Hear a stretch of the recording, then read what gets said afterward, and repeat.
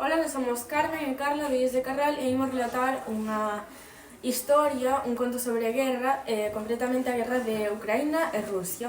Este conto titúlase A mudanza dos ucranianos. Fai 15 anos naceu un neno en Ucraína, concretamente na cidade de Odessa, ao sur do país. A este chamaronlle Pablo. Ele era un raparigo moi extrovertido e encantáballe ir de festa, aínda que sacaba boas notas na escola.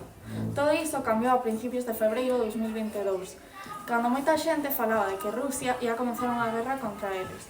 Ele encontrábase moi preocupado, ata non parecía o mesmo raparigo. Antigamente trataba moi ben a todos e agora os trataba fatal. E encantáballe ir aos adestramentos de fútbol e agora faltaba moitos. Isto era o medo que sufría. Ese medo deixou de ser unha posibilidade a ser unha realidade o 24 de febreiro dese mesmo ano. Ese día comezou a guerra de Ucraína e Rusia, e con ela o pesadelo de todos os ucranianos.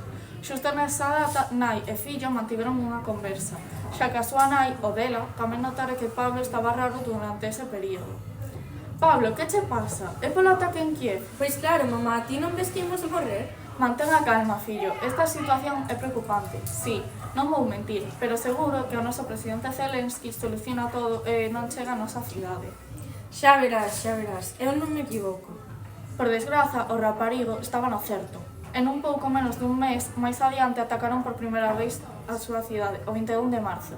A única boa noticia neses momentos era que a súa familia non lle pasou nada. Sen embargo, uns amigos resultaron levemente feridos. Toda a poboación encontrábase cada vez máis nerviosa e tan só querían sair do país.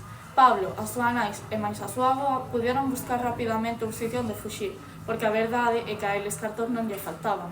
O marido de Odela tivo que quedar axudando na guerra. Buscaron un pobo pequeniño e tranquilo en Galicia, este chamábase Carral.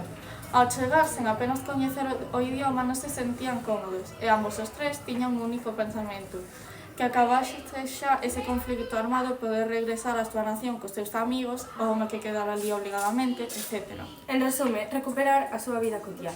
Iso, polo de agora, non era posible, así que tan rápido como puido, o rapaz incorporouse á escola, chamada o Illes de Carral.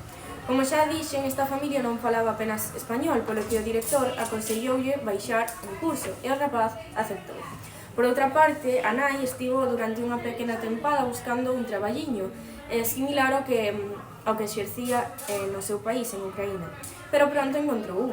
Tratábase dunha perrucaría na que lle ofrecían traballar pintando as uñas. Ela, encantada, tamén aceptou. A avó, xa en idade de xubilación, permanecía na casa á espera dos seus familiares. Mentres, pois, cociñaba un pouco, limpaba. Co paso do tempo, a familia víase un pouco máis contenta, como falaron nunha conversa os tres xuntos.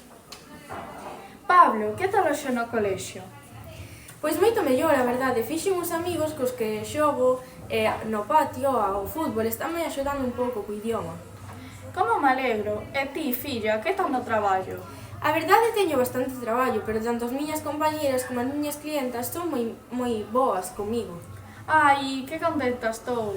Antes da intervención da señora, todos comezaron a rir un anaco. Despois estiveron contando algunhas anécdotas que recordaban do seu pai.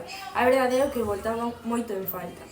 Xa pasaron 2 anos e apenas tiñan noticias dos seus familiares, dos seus amigos, dos seus coñecidos. Tan só o que vían nas noticias, que cada vez era máis escaso. Cada vez tiñan menos esperanzas de poder regresar pronto alí. Iso cambiou o 5 de novembro do 2024, día das eleccións en Estados Unidos. Despois dun desigual resultado, xa que había moita diferencia entre os votos dun candidato e os do outro, saiu elixido Donald Trump. Unha das cousas que prometeran seus discursos era frenar esta guerra. Pablo, Odela, máis a avoa desexaban que esta promesa fose certa e que por fin acabase o pesadelo de todos os ucranianos, incluindo que eles puidesen regresar ao seu país.